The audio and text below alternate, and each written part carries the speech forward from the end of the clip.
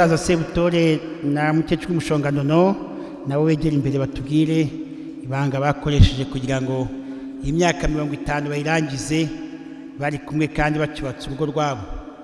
Uyu munsi bibere akarorero abajene bajya batekereza ko urugo rwiza rudashoboka. Urugo rwiza rurashoboka. Hari abaduhuhamya amaze imyaka 50 kandi niba musaza Sebutore na mukecuru w'umushonganono barabigezeho nuko nawe nundi wese babigeraho. Reka tubatega amatwi twumve. Kristo Yesu akuzwe. Kristo Yesu akuzwe. Ibanga ryo kubaka urugo rero icyambere no kubanza gukunda Imana. Ugakunda Imana atari kwikinisha kuko ntabwo Imana muhanyije ubwenge. Nubwo washaka utuntu two guhenda kugira gute ariko yo ibaranyije kubibona.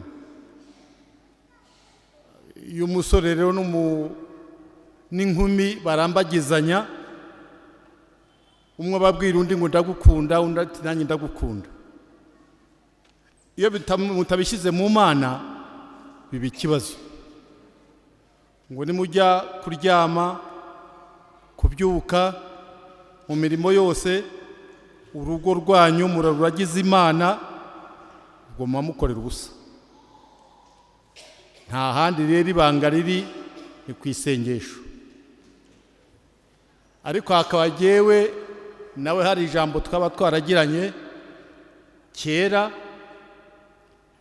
riri muri Samuel wa mbere umutwe wa 20 ku murongo wa 23 handitse ngo iri jambo tuvuganye Uwiteka abe hagati yanjye nawe. Uwiteka ari hagati yacu nta cyatunanira. N'ibibazo bije ntazagira umuntu babeshya ngo ngewe nubatse urugo neza ngo ni mu nzira igororotse. Umuntu ahura imitego myinshi, ahazamuka, ahamanuka, ahanyerera, ariko aho hose Imana irahagufasha. Nibwo mwumva rero ngo umuntu yashatse umugore mwiza, urugo rwiza, kandi burya umuntu aho kwihutira gushaka inshuti ihutire gushaka urugo rwiza rwubatse ku Mana.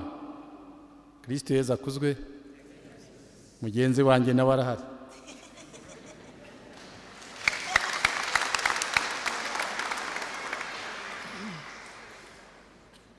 Kristo Yesu akuzwe. Numva ibyo nanjye nari mfite byinshi binyuzemo, ariko icyambere koko ni isengesho. Imana niyo idufasha ibintu byose ibyo tudashoboye. Hari n'ibyo tuba twibeshya ngo turabishoboye, ariko utari kumwe n'Imana ntabwo wabishobora. Urugo rero ni ikintu gikomeye, ni ishuri rikomeye.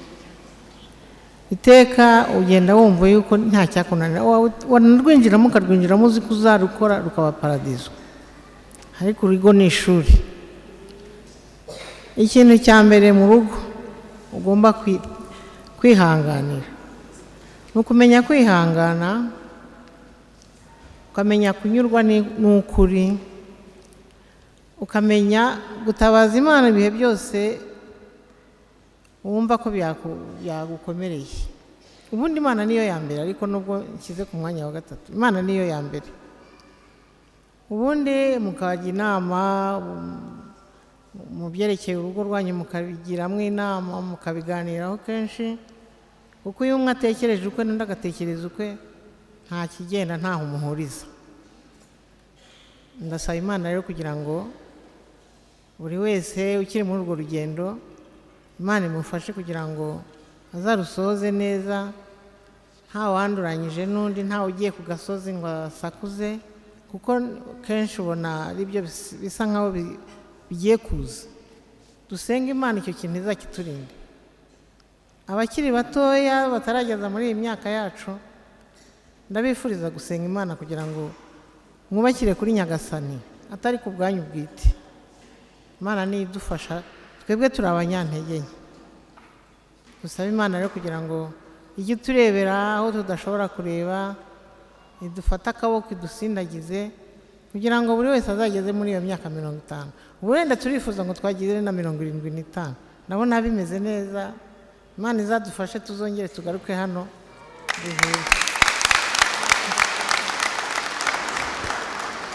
Mugira umunsi mwiza, mugira umunsi mwiza, mugira umunsi mwiza, isabukuru nziza. Amashyi n'impundu.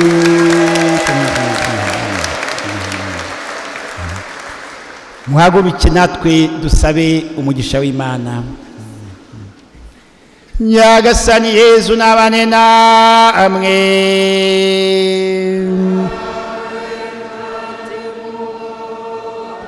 Imana ishobora byose nibaha umugisha, Imana Data na Mwana na Roho Mutagatifu.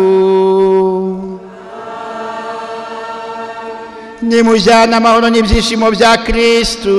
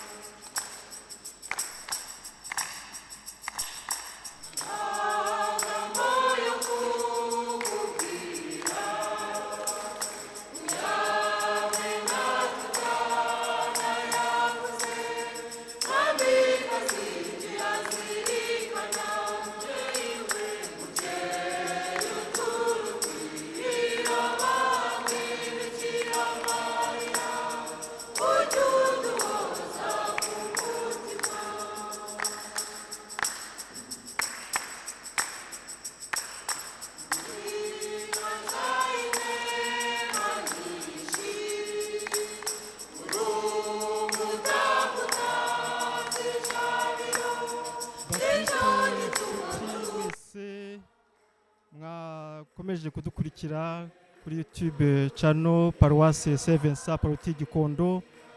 Igitambo cya misa cyaberaga hano Igikondo kirahumuje. Igitambo cya misa ya kane, igitambo cya misa cyayobowe na Padiri mukuru, Padiri Nsabimana Jean Pierre Mihigo. Naho korali yadufashe guhimbaza igitambo cya misa cy'uyu munsi ni korali Sainte Cécile ikorera ubutumwa hano muri Paruwasi ya Gikondo. Nkuko mwabikwikenye rero ni igitambo cya misa cyabayemo imihango myinshi, imihango ishimangira ukwemera kwa Kiliziya Gatolika, aho twizihije amasakramentu atandukanye, batisimu, ugukomezwa, kwakira mugarukiramana. Uretse kandi habaye igitambo cya umwanya wabayeho kongera gushimangira urukundo, aho umuryango wa Butore Jean Damascene na Mushongano Monique bizihije jubilee y'imyaka 50 bamaze bahanye isakramentu byo gushyingirwa. Bya birori rero nkuko mwashoboye kwibona. Ikindi kandi nuko muri misa itambo cya misa abagabuzi b'Ukaristiya, abagabuzi b'ingoboka bongeye gusubira mu masezerano, n'abagabuzi b'Ukaristiya batari barashoboye gusubira mu masezerano bushize. Uyu munsi bakaba bahawe ubutumwa bwo gushyira Kristu abavandimwe b'abanyantege nke cyangwa se abarwayi. Tubasabire rero bose tuberekeye Nyagasani mu butumwa bahawe bwo gushyira Kristu abarwayi abamukeneye. Dusabire urugo rwazihije yubile imyaka 50 kugira ngo bakomeze mu busaza bwabo, mu bukuru bwabo bagezemo, bakomeze gutaguza bakundana kandi babere urugero n'abakiri bato, aho ingo nyinshi muri gihe zisigaye zisenyuka zitaramara kabiri. bo bakaba bamaze imyaka 50 bashakanye. Ni igikorwa batavuga ko bifashijemo, ahubwo ni ingabire y'Imana bafashije. Tubasabire ku Mana kugira ngo bakomeze Nyagasani abahundagazeho iyo migisha no kumva ko urugo rwiza ari paradizo ikiri hano ku isi.